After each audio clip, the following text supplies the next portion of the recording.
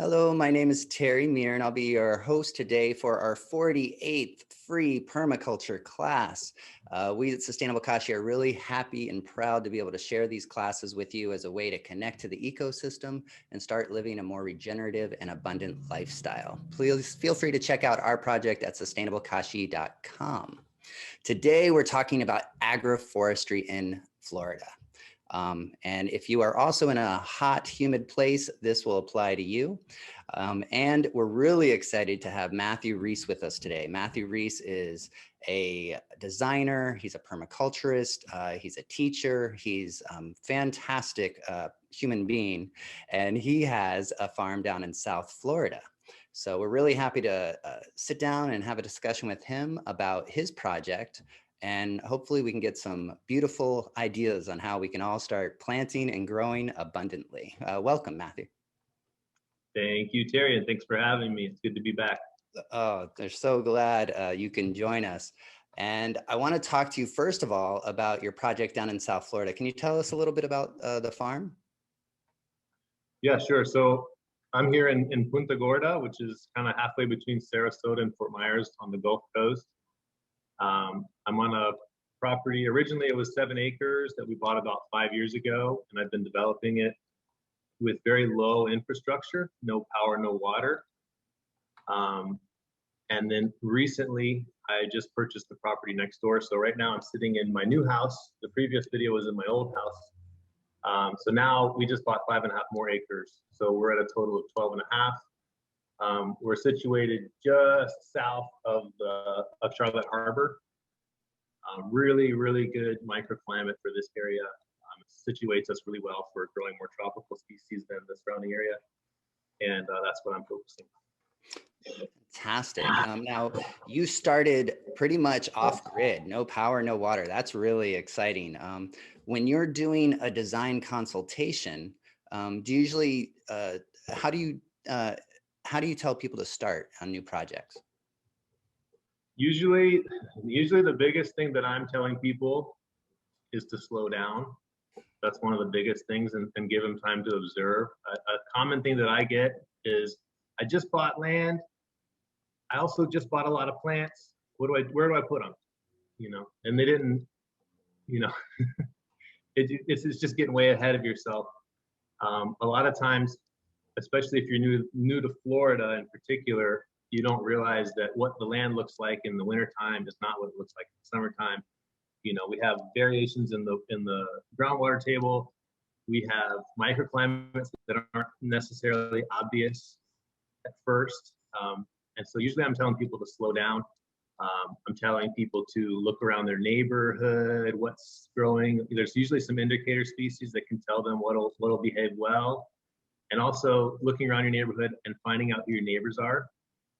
Because your neighbors, what I'm finding here, and it's been repeated several times, is your neighbors are either your best resources or sometimes your worst enemy, depending on how you approach them. And it's really worth it to take your time and find out where you are. You know, that's probably the biggest thing I would tell most new landowners or most consultation clients that I have.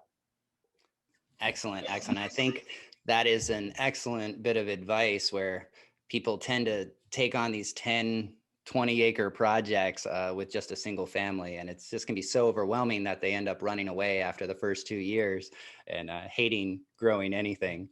Yep. So I really want to dive into agroforestry, but let's just start in, can you define, what is agroforestry? Right, so I think the traditional definition of agroforestry is incorporating trees or a tree crop into another type of agriculture. So it could be growing trees around or among your pasture for animals to be able to graze with, which it helps to buffer the environment, gives the animals some shade, and there's all kinds of benefits that way.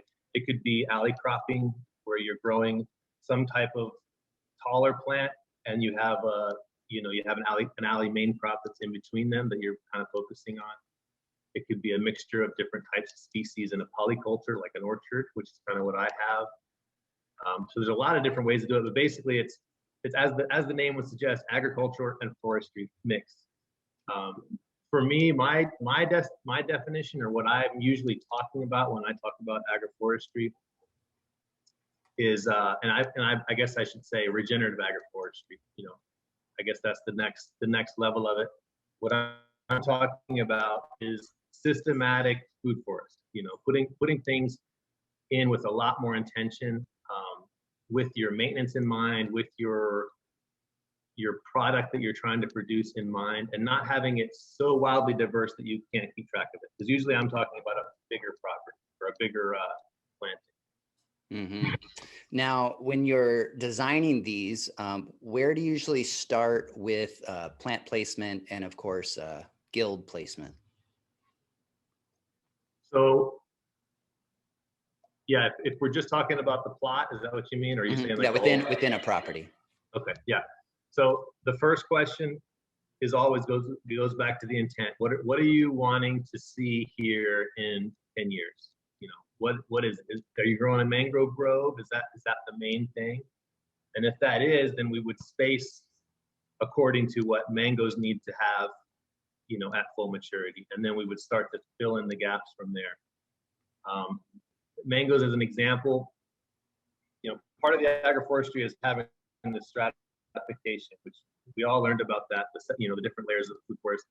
Stratification is another term. We usually break it out as low, medium, high, and emergent. And those levels are based on obviously their height in relationship to each other, and also their density of coverage. So the lower the strata, the more ground it covers. You know, the more light it accepts, and the less light penetration there is to the next level, which would be the ground. As you work your way up, the emergent layer takes up very, very little of the light, because you want to let the light come in down and filter into everything below. So if your main crop is mangoes, and that's what I consider to be a high strata plant, meaning that it needs full sun, or basically full sun, to be able to set up an appropriate crop, then that's where you start. And then you start figuring out what can I grow below it or next to it that's not going to shade it out or have a negative impact. That's how I normally would start the design. Beautiful, beautiful. And how do you take water into account? So this goes to the reasoning, or one of the reasons why I like to put things into rows, or at least parallel. It could be curvilinear rows, it could be arches.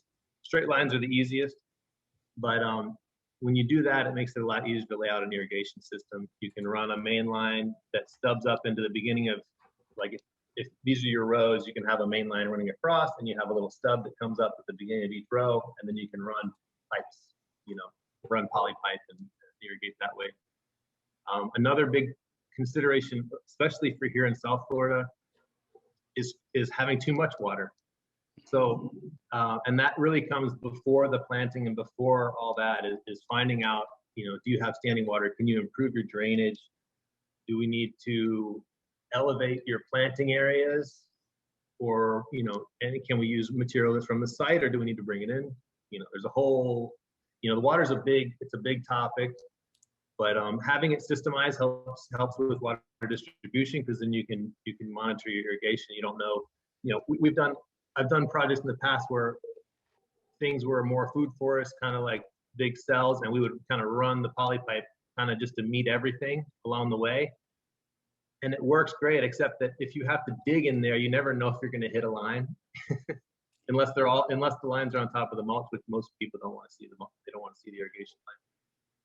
If you have them down the line, you know where the irrigation lines are, and you can set them to the side and just have like a little, you know, I don't know. So hopefully that answered the question.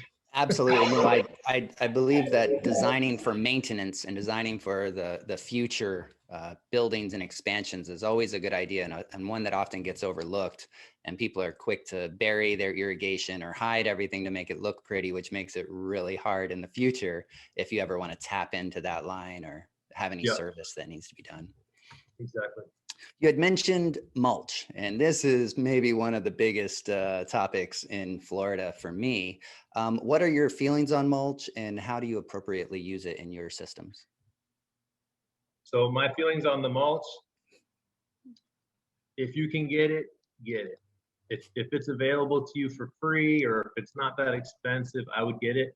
Most of the time when I'm designing a site, I'm designing, within the design, there's a spot for the mulch drop off. And usually it's near the entrance and maybe kind of tucked to the side, so it's not an eyesore for the owner, but you want to make it as easy as you can for them. You want to, I used to have like a little Google Earth map printed out with an arrow of where I wanted it, and I would put it in all the chipper trucks, like their door handles, so they would find me. I use it a lot. That's what's gotten me by. We were talking earlier that, I don't have irrigation on my farm over here. And the reason why that I've been able to do that, one is that I'm in low land, so the water, I get a lot of water part of the year. Number two is I use a lot of mulch, and it stabilizes that water. It holds it there for a lot longer. And number three is I've been patient, which is the hardest thing for me to pass on to people, is I've been patient. And when I plant, it's at the beginning of the rainy season. I'm planting with the seasons so that I don't stress out. And the reason I haven't always done that right. I've gotten it wrong before, and I've had to, like when I planted my bamboo out here, I'm looking out my front window. I planted it in March, April, and I was trying to hand water it with buckets, and I had planted like 300 linear feet of bamboo, and I can tell you right now, water's heavy. You don't want to do that. And finally, I ended up, my neighbor let me run a hose all the way from this house that I'm in now. It was like 600 feet of hose to like water all this bamboo. So I've learned my lesson hard that, if you can wait, be patient, use the mulch copiously, you can get through a lot, but it doesn't work for everything. Some of these plants won't put up, and that's part of the learning experience too. Excellent words of advice. I'd like to learn from people's mistakes who have had years of experience.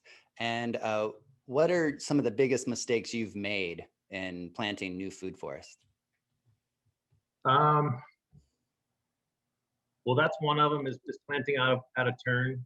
Another one that I've done here is when I first bought this property, the first winter, we had this really unseasonable rain. We had like 13 inches of rain in January, and my property just completely flooded. It was like a couple inches deep, like over most of the property. And I like panicked. I was like, oh my God, I just bought a swamp. Good for me. What am I going to do with this place? And so my reaction was to build up mounds for my trees, which I do recommend people do. But I built my mounds really high, like huge, because I was reacting to this, thinking that this was going to be an ongoing problem. And it's turned out that it's not as bad as I thought. That was a really crazy year. But what happened was I built these mounds, and they're like more than 2 feet tall, and they shed like this. And without having an irrigation system, they just go bone dry. Everything drains out of them, and they're dry. And so it's been really hard to establish trees on those mounds without the irrigation. Now that I'm in, 4 years or so, either what's been planted on those mounds has died and been replaced, or it's survived and it started to actually, it's got enough root system out to where it needs to be, that things are starting to take off now. But it set me way back. I could be way further ahead with that. So one of them would have to be the gigantic mound without irrigation. That you can go too far with that. Yeah, I've definitely seen a successful mound with an avocado, and I've definitely seen some unsuccessful mounds where people go overboard. I think that first permaculture principle of observe and interact is so important, and observe and overact over time. So it's not just reacting to that heavy rain and maybe overbuilding the mound, but really seeing what the land's going to do over a long period of time. So I think that's excellent advice. Yeah, and on the shoulders of that too, this is a common mistake I see, and I didn't do it necessarily on my property, but I see people do it a lot. When you're doing any kind of mounding or earthworks, I see people, they'll kind of like make these shelves, like it'll just drop off. Sand doesn't do that. If you put a big pile of sand in a bowl and pour water on it, and it'll just go whoop, it'll flatten out. And that's what's going to happen every time it rains. So if you go ahead and just smooth it out, make sure I say 1 on 4, if you look at like a house, like a roof slope, 1 up to 4 over, something like that. just be conservative with your slopes, because you're going to lose material, and the tree will be unstable. And it's better just to have a big, wide area, even if with a little bit of depression in the middle for the tree, than it is to have a big, like, pyramid. Yeah, it sounds like a runoff disaster right there. Yeah. So let's get into the trees. All your years of experience and your wonderful growing, what are your favorite varieties and trees to grow? Well, that the smart answer to that is it depends. But my favorite ones to grow here would be mangoes for my site here. Another one that I like is sapodillas. I'm growing mulberries and loquats really well here, but you can grow those further north, so it's not so much of a specialty crop as the other ones. And then I'm really doing well. I've gotten really into these earlier succession crops. So they're not necessarily trees, but they can make a product or make some cash, or whatever it is, a lot earlier, which would be for me, my big hitters are banana, sugarcane, pineapple, and passion fruit. And those are throwing me into production really fast, versus the tree crops are exciting, but if you're just planting trees and watching them grow, it's not all that exciting. You're missing it. You're missing the whole you're missing the whole show. Absolutely. You had mentioned polycultures earlier, and these are different varieties of plants planted together. Do you have different combinations that you've found to have worked very well for you? Yeah, I could probably think of a few different examples. One of them that I like doing now, which I've been telling all my clients the last few weeks, especially if you're planting on a mound, if you plant a fruit tree on the mound, I like to put a papaya basically in the same mound. And what I say is you're just putting an umbrella up above your fruit tree while it's establishing. You're going to get production. So papaya should have been on that list of early ones. I skipped that one. You're going to get a production of papaya. You have an umbrella over your fruit tree to give it some shade while it's young. And then that papaya is only going to last 3 years. And it's either going to fall over, or you're going to, replant it or take it down or whatever it is. That's one I really like. Another one that I like that I learned from observation a long time ago is when I plant passion fruit, I noticed I had another friend that was planting the same exact passion. We planted at the same time. I was getting fruit all over mine. He was getting no fruit set on his passion fruit. I said, "What is going on here?" And what I think I figured out, and it's working for other people too. When I planted my passion fruit, I had the native porterweed planted underneath it. And the native porterweed has purple flowers. Passion fruit has purple flowers. And I noticed on the porterweed that, like every pollinator I've ever heard of shows up on that plant. And I think that's why I was getting passion fruit production. And I told him that, and he ended up going to plant some there. And I never got to hear the second half of it because he ended up selling and moving. But I've told other people that, and I've had people have good results with it. So that's another one that I like to pair up, and I'll plant them right at the bottom. Put the passion fruit under the tree, put the porterweed right there, and it'll occupy that space at the bottom anyway. That's a really good one. The another one I like for early plantings, like the first year, maybe 2, is to use sweet potato as a ground cover, especially here in Florida during the summer, because it just dominates the ground. The only caveat to that is not planting it too close to the root ball of your main species tree. You could plant it under something that's like a service tree, or maybe a little bit further away. You have to be careful, because if you're pulling out these gigantic, edible things out of the bottom of a root ball, it's gonna destabilize things. And I've done the same thing with yams. I planted yams like at the bottom of a tree, and they're still there. I can chip parts of them out, but I'll never get the whole thing out. I do love using yams to grow up to fruit trees. That's fantastic. Interplanting. Are there any other plants, either perennials or annuals, that are kind of must plants in your systems? Let's see here.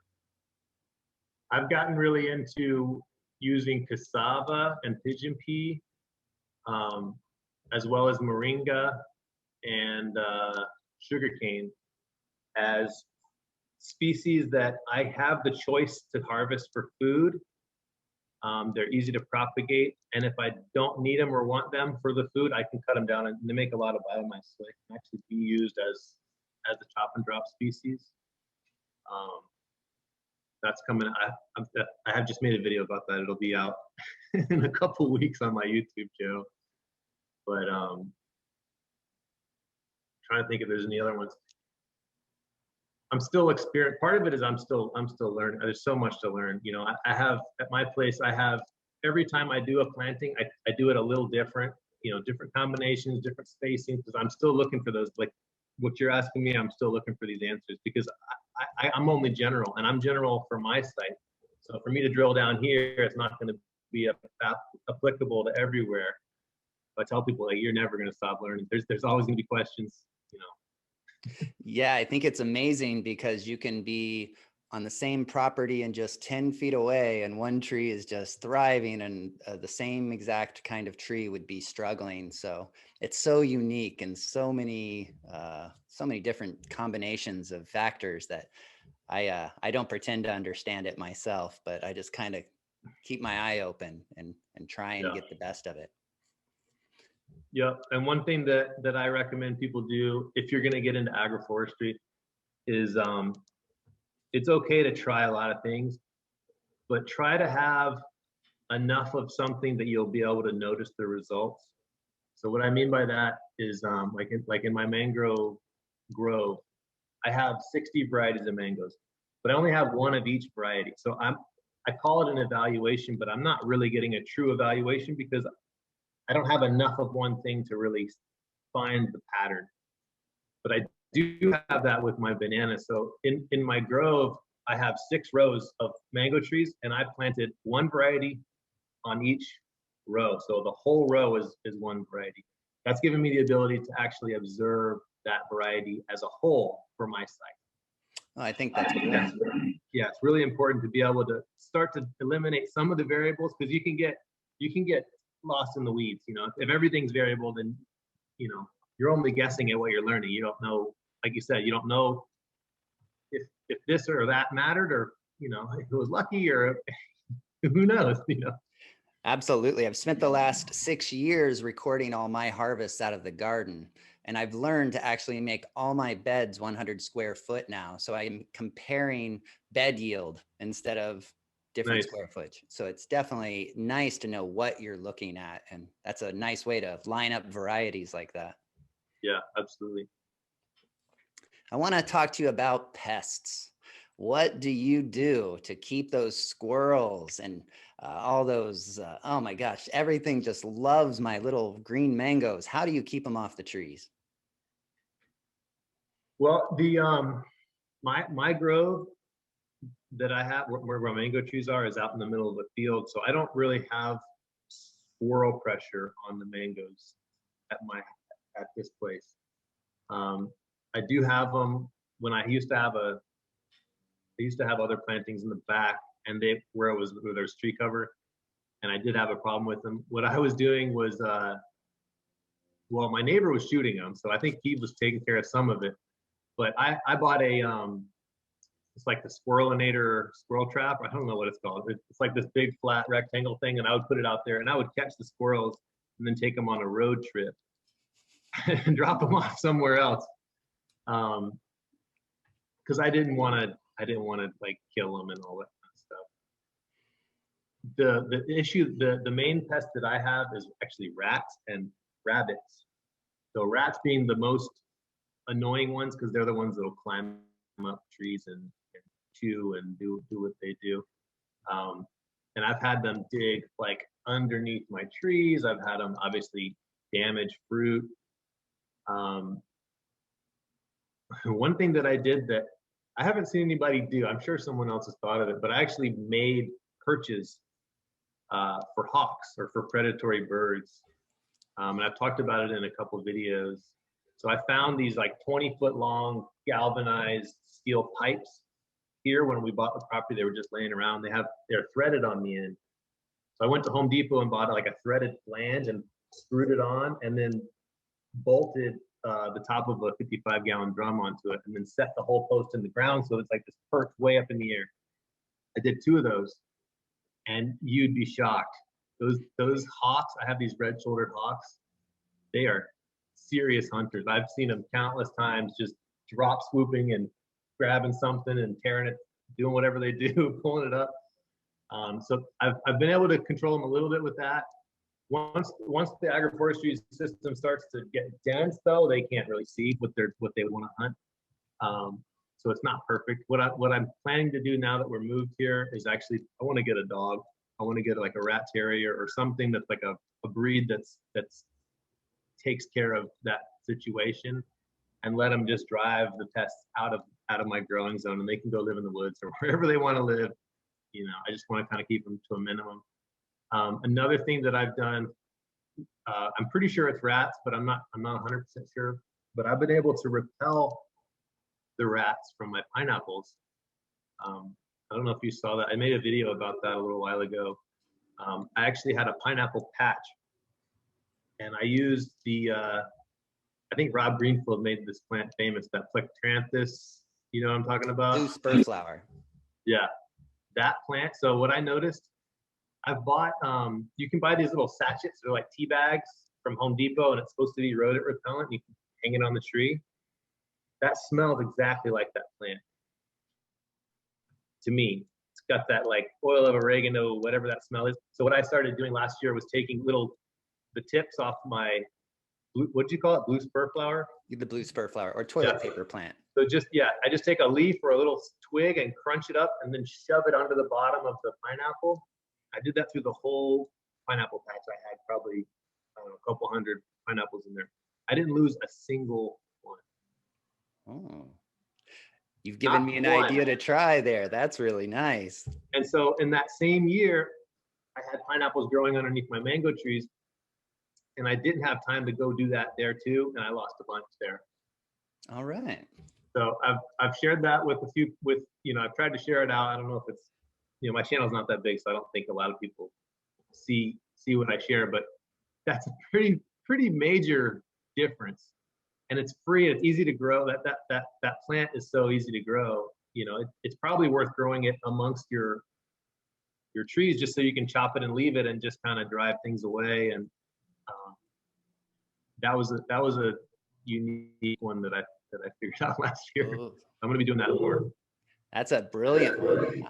I love the red shoulder hawk idea as well. I had put a fake owl in my garden to try and scare away the rabbits and the snakes. And what ended up happening was a red-shouldered hawk came and started perching on the owl's head.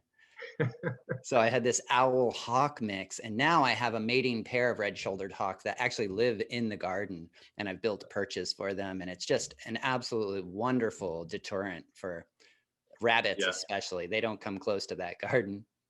Yeah, that's awesome. I don't know if I have a pair here or not, but there's one hawk that I swear he's like my best friend. He like follows me around. I know he's waiting for me to scare out some food for him, but it feels like he's my friend, You have a relationship. We work together, It'd be cool if I could get him to land on my shoulder or something. That would probably hurt. I want to get into fertilization. Do you have a fertilization strategy or regime that you follow? Or how do you handle fertilizing your fruit trees?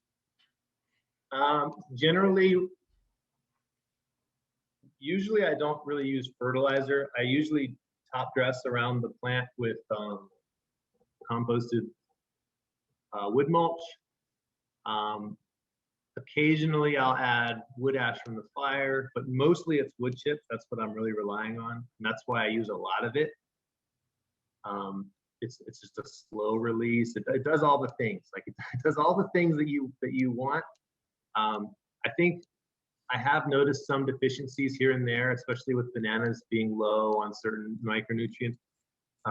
It's probably worth identifying and supplementing here and there. And I know there's natural ways of doing what I need to do, but I just haven't had the ability, being basically off grid at my farm. I haven't really been able to get real scientific with like brewing my own things and all that. One thing that I'm doing now with my new plantings is, at least for bananas, is I'm actually adding fish, like whole catfish, to the bottom of the hole, and then I'm using horse manure as a top dress. And the reason I'm doing that is because I met my new neighbors once we moved to the house next to the farm. We met the new neighbors, and they're awesome, and they have horses, goats, and chickens. So now we have a supply of horse manure, goat manure, eggs, chicks, whatever, you know. I said it at the beginning, like, go find your neighbors and be nice to them, give them some, be the one that gives up front, and usually it comes back in spades. You know, you do that kind of stuff. It sounds like you have a lot of future exchange relationships with those neighbors. They give you the manures to grow the food, and I'm sure you'll have lots of extra bananas to give to them. Yeah. Yep. So do you have any advice for people just getting into agroforestry as far as how to be profitable, how to make money, how to be successful? What would you tell somebody that says, Matthew, I want to get into this. How do I make money at it? Well, there's two sides of it. Part of it would be coming up with a product that has value that you can grow in your zone. So it could be something like moringa. I've seen people make whole businesses out of moringa. Something that's suited to the climate, that grows well and has a value. And focusing on those types of things. And not focusing so much on things that you could use for something maybe if you wanted to, but things that you can make a product that people want, you know. And part of that might just be having to educate your customers, or there's a lot to that. Another thing that I think is a really good opportunity for people getting started is to focus on, rather than focus on planting everything all out right now, focus on developing a small nursery and getting some of your stock out, maybe doing a small planting and building up your propagation material and being the resource, because there aren't enough of me or people like me out here. There's not enough to support all the new people. And if you're new now, you're not going to be new later. You're going to be the one that can help them get along. So I think the nursery game is a really good place to begin. You can keep things relatively small and controlled. It's pretty easy to outgrow your nursery, I can tell you that from experience. But I would focus on things that do have a market value, or that maybe you have, if you know how to process something a certain way, or, you know, it's really going to depend on the person and the site. You know, it's hard to answer the question. Well, that's excellent advice. And I love the idea about nurseries. That's a great place to start, because getting people plants to plant is really essential. And I've definitely run up to that situation where I couldn't find the variety I wanted, or I couldn't find the plant, and there's just not the varieties available at the big box stores or local nurseries. Yeah, and I do want to say that if you get into that world, make sure you know what you have. Don't you have to know that's the way, the reason a dwarf Namwa banana pup is valuable is because I know it's a dwarf Namwa banana pup. If I tried to sell you a banana pup, what's it worth? But if you know the variety and you have a reputation for having the right stuff, that's where you start. So one thing that I did before I started selling pups, either I bought them from reputable nurseries that I know what they have, or if I got them from places that I wasn't sure, I didn't even start selling the material until the plant fruited and I was able to properly identify, like bananas in particular. Like, you know, I had a whole row of blue java and I got them from 2 different sources. And it turns out that 3 out of the 10 mats were something else. So if I had been propagating those right away, I would have looked like a, you know, doofus out there selling the wrong one. And the thing with bananas is nobody would have known for like 2 years. So I would have been getting it wrong for a long time before anyone corrected me. And it's just, you don't want to be that guy. It's better to know what you have. And that could be with anything. you know, it's important. Yeah, Don't get lost. authenticity and integrity are so important in this world. I think it's really wonderful. One of the things I love most about you is that you have the passion and integrity. You don't overpromise. You just feel very realistic with people, and your projects reflect that because they're successful, yet they're not overinflated. And I really love the way you approach your design. Thank you. I appreciate it. So one thing I've noticed in, especially in this pandemic time, is that the interest in agroforestry, permaculture, sustainability has increased so much. Just the Google searches alone went up over 400% on sustainability since the pandemic. And I think that this has a lot of promise. Where do you see the future of the regenerative movement heading after the pandemic? Well, I think there's a lot of educating to be done. I don't think there's enough people that really know where to go. I think there's a lot of educating to be done. I'm looking into doing that with some friends of mine in the near future.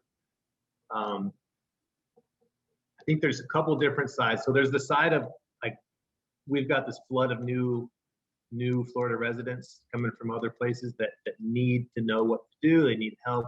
So I think there's a huge market for people that want to help design and develop properties for people. That's what I'm doing a lot of now, and I can't keep up. There's just way too much to be done. The other part of that too is the nursery, having the supply of the plants that I will use a lot of. So that, there's, in a mango grove, maybe I'll use 50 mango trees, but I might need, I don't know, 300 pigeon pea, or the little stuff that we all overlook. You can be the one propagating that kind of stuff. And then the other side of it too is, as these projects expand, I'm trying to figure out how to mechanize parts of it and how to simplify. I don't want it to be so overly complicated that we can't scale up. So I'm seeing a lot of, and you've probably seen it before, that there's a lot of dead citrus out there. There's a lot of land it's already been cleared and stripped and disturbed. It's not a native forest anymore. And what's been put on there has, some of it's still okay, some of it's not. It's not really become a sustainable solution. I think at some point, somebody, maybe me, maybe one of you guys out there, is going to figure out some different solutions to start turning the citrus land into new productive situations. And for that size, it's going to have to be simplified and either mechanized, or we're going to have to come out with labor forces that know how to take care of this stuff. But part of the agroforestry model is that it is rather labor intensive. So we either simplify it and mechanize, or we build up a labor force. And that's one of the biggest challenges here, especially in Florida, is it's hot. People see, from what I can see, nobody really wants to work. It's been such a hassle lately, just trying to. And it's not just, I'm not saying just my business, but I'm working with an excavation contractor. He just lost his best operator. Irrigation guys, it's like every single person I deal with is just struggling to find the help. So there's a lot of room for people. You have to want to work. You have to be able to take the heat. But if you're hungry and you like regenerative agroforestry, there's room. You brought up a great topic, the native and undisturbed forests. And I see a lot of new permaculture designers just getting out there and just putting in a bunch of systems with very little regard as to what was there before we got there. And very willing to destroy the homes of the whole ecosystem just to put in a mango grove. So where do you see the role of native biology, native plants, native species in with our future systems of what we're trying to establish on large scale food production? Well, generally speaking, I don't recommend messing up what hasn't already been messed up, because there's not that much left. So I would say leave it alone. It's hard to put it back. I mean, and you're never going to put it back on your own the same way. We can use some of those elements. Most of the properties I work on need some kind of windbreak or privacy buffer or whatever. So there's nothing wrong with establishing a buffer zone around the perimeter if it's a big enough project to support that, and using native elements. A lot of times we're using bamboo, but it doesn't have to be bamboo. The reason we use bamboo is because it grows fast and we get the desired effect quickly. But there's other ways to go about developing a buffer. It could be putting in live oaks and wax myrtles. Depends on where you're at. But the issue with putting it back is that it took a long time to get there. So when you put it back, it takes a long time to get what you want. And I'm not sure that I would necessarily go into all native plantings. I think I don't think nature does that. I think nature moves on. I think nature, we have other species that come and go at different times and in different ways, and they're trying to compensate for what nature maybe nature can't heal itself. Maybe it needs a new kid on the block to come in and grow fast and put shade on the ground and help build up the soil and all that kind of stuff. It's a hard thing when you do the damage. The damage is a lot. It's a lot more than just the trees gone. You know what I mean? Absolutely. One of my favorite things to do is to pull back the mulch from a fruit tree and just look at the universe of life under there. And I believe that is really what we're growing more than the mangoes. It's really supporting those homes for all those microorganisms and all those beautiful plants and even the animals that come in, like the red-shouldered hawk. I see them digging in the mulch all the time, just pulling out worms. And I think that's our role, is to kind of support that and less of the destructive. Yeah. Absolutely. So I wanted to ask you what size property you think or you would recommend a person start with. What size is too small, and then what size is too big? That's another it depends question. When I took a syntropic agroforestry class a couple of years ago in Costa Rica, and the teachers of that course, they really harped on the 1 square meter. They said, get your 1 square meter really, really right. Really learn it. Don't spread out and try to do everything and kind of do it kind of okay. They wanted you to start really small and learn as many lessons as you can with as little setbacks. Learn your lessons quickly. I say that a lot. I would, if you're patient enough, I would start as small as possible. You can use all hand tools. You don't need to purchase a lot of material, and a lot of it you're going to be able to propagate in the future. So as an example, I have probably, I don't know, a couple thousand pineapples planted on my farm now.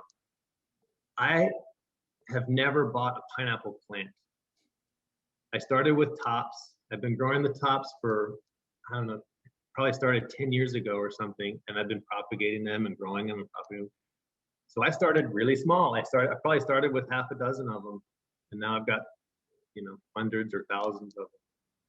But take your time and learn, and learn from people, people like me that are putting content out. You can kind of accelerate that a little bit, but you really, it's really valuable to learn it for yourself too. And spreading yourself out too thin is just generally going to stress you out. When you get to a certain size, you're going to need to make, or wish you could make, investments in different types of equipment. So, depends on where you are. You have you mentioned education, and you mentioned getting the word out, and you mentioned your YouTube channel. So I'd love to talk a little bit about your YouTube channel. What is the focus, and how do we find it? So the YouTube channel is called What's Ripening.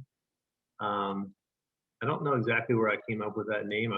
Originally when I started, I didn't have a farm, and I was really interested in just kind of documenting and learning when things are in season, where and what's available. And I was into foraging and guerrilla gardening and all that kind of stuff.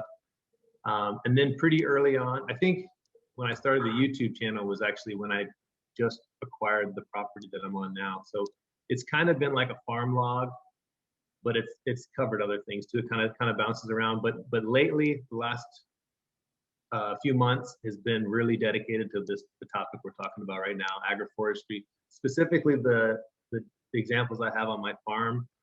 I will have videos coming out on some of my other projects, but I usually don't remember to document them.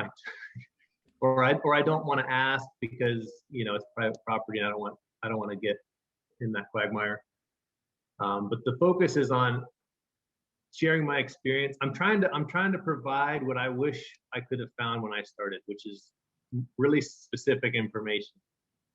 When I started in Florida, I remember there was I think it was like Permaculture Jacks, like Jacksonville. There was a couple people up there. There was a couple, just a very few amount of YouTube channels, and most of the books and everything I read wasn't Florida specific. We're in a pretty unique area, so I've been trying to fill that gap a little bit and try to give as much back as I can to the community. And I'm also, the other thing that I'm going to start doing is talking more about equipment and tools, because I've tried a bunch of stuff and I kind of know what works for me. And hopefully I can attract some attention and some sponsorship and start to help fund some of, me paying someone to make my videos or to do my video editing. I'm trying to find ways to kind of make that pay for itself and stuff like that. But that's the main, the goal of the channel is just to kind of educate and show what's out there. And, it does bring me, it brings me consultation business. It's obviously it's not a, not a detriment, but it's kind of an evolving thing. Yeah, definitely. I've learned that I'm very good at the after pictures, and I need to be a lot better at the before pictures. I always miss that step. And Yeah. I think that's a big challenge, and especially doing a YouTube channel or any kind of documentation is you remember what it looked like, but it's hard to tell everybody else what it used to look like. Yeah, and you know what? It's so fun to go back because you think you remember, but you kind of do, but you really don't. When I go back and look at a video and I'll say, oh my goodness, that loquat tree, that was only 2 years ago. You don't realize it until you go back and look. It's really amazing. Yeah, I've had the privilege of looking at your channel, and I really love your attention to detail and really just how easy you make it all look. And it's very digestible, and it looks fun and doable. So I think there needs to be a lot more channels like that. So thank you for spending the time on it. Absolutely. I invite, if anybody out there, don't be afraid to share. You don't have to be the know-it-all. You can just tell people what you're experiencing, and somebody's going to get something. Somebody's going to get something out of that. So I have to ask, what's next? What's going to happen next in the world of Matthew Reece? What's on the horizon? What's next in the short term? I've taken on a lot of consultation clients, so I'm trying to balance a bunch of different projects that are either started or ongoing. I just moved and I'm building out my nursery so that people can come here and buy plants. I've just opened my website. My website is peaceriverorganics.com.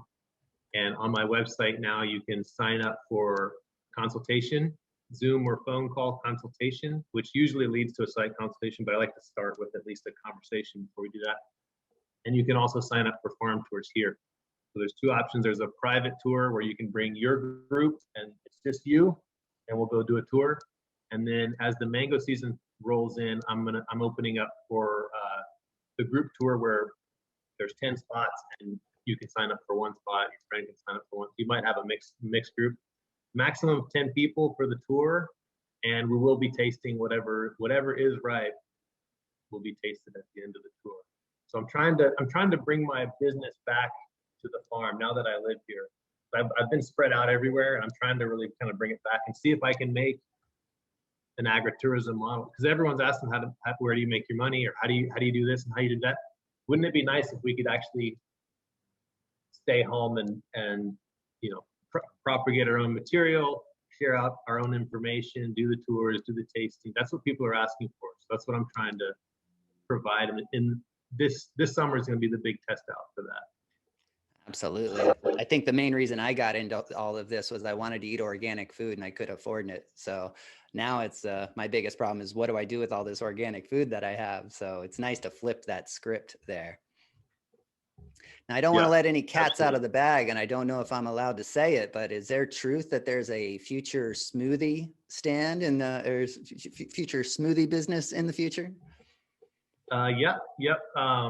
I've got a business partner that's going to be, he's going to be the main operator for the business, but we just placed an order for a concession trailer, and it's going to be outfitted all NSF safe, as a, a rolling smoothie business on wheels. And the plan right now, we should have it hopefully in June, early June, we'll have it completed. And we're going to start on Saturdays. We'll be at Fruitscapes, which is their busy day. We'll be outside. We'll be parked in the parking lot. So when you go out there and buy from their produce stand or buy trees from them, you'll be able to come outside, have a locally grown or as local as it gets smoothie from our concession trailer. The company, it's called Blend Up, and it's just smoothies. At least for now, we'll see where it goes from there. Ideally, we'll be bringing that, we'll either have it more consistently at Fruitscapes if the market demands that, or I'd like to bring it back to Punta Gorda eventually and not have to travel with it, or maybe we'll do events. I'm not really sure, but for me, for my business, I'm producing quite a bit of product now, and I prefer to make value-added products just so I don't have to be open all the time, because my time is valuable to me.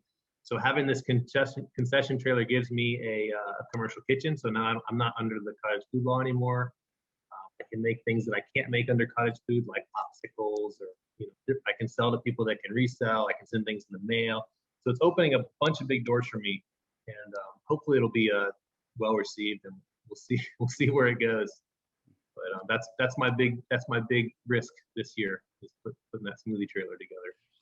That's a great example of stacking functions and making an opportunity. So I really appreciate your model, and I can't wait to share some of my harvest with you over a nice fresh smoothie very soon. Awesome. That'd be great. So I really want to thank you for taking the time to have this conversation with us, for being here today. And we're going to continue the conversation in our Facebook community group, where we'll talk about fruit trees, regenerative agroforestry, or anything you want to talk about. And we really look forward to seeing you all there. I also want to thank Amy Zelt for all the production work and all the, she pushes all the buttons that makes all this magic happen. So thank you so much for the time and energy you put into it. And then of course, I want to thank everybody on the call for being here. Without your donations and support, we wouldn't be able to be here for you. So thank you, everyone. Perennial agroforestry is one of my passions. The idea of just continually growing food for years to come with little continued input really just excites me. And when I travel in my summers, I come back, the annual gardens are all weeds, but the perennial forests are giving me food from day one. And it's just a really nice, stable, long-term security idea to have some great regenerative agroforestry into your project. So I welcome you all to learn more about this field, and I thank you all for being here, and thank you all for doing this work, and we'll see you next time. Thanks again, Matt, for being here. My pleasure.